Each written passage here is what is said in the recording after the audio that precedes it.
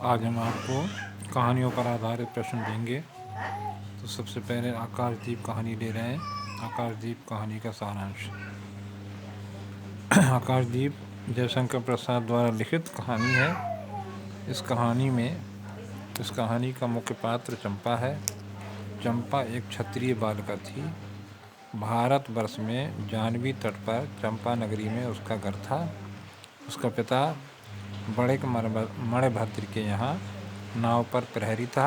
मणिभद्र भारत से बाहर जावा, सुमात्रा आदि द्वीपों से व्यापार करता था। चंपा के माता पिता भी साथ जाते थे। माता की मृत्यु 2 वर्ष माता की मृत्यु के बाद चंपा 8 वर्ष से पिता के साथ नाव पर रहने लगी थी। एक बार बुद्धगुप्त ने अपने दस्यु दल सहित नाव लूटने के लिए आक्रमण किया।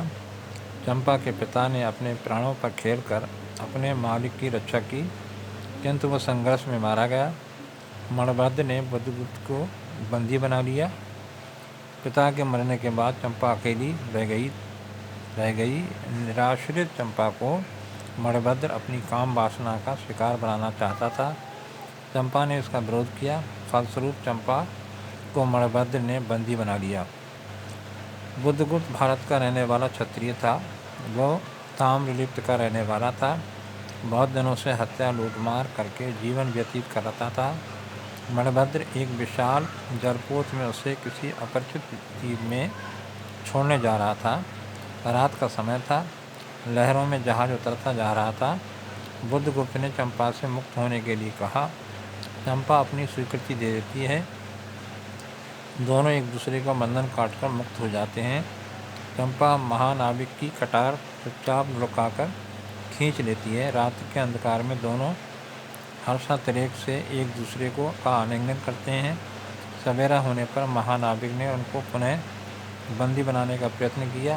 बुद्धगुप्त और महानाविक में द्वंद्व युद्ध हुआ। मणिभद्र पहले ही मारा जा चुका था। महानाविक ने वरुण की शपथ लेकर क्षमा याचना कर ली।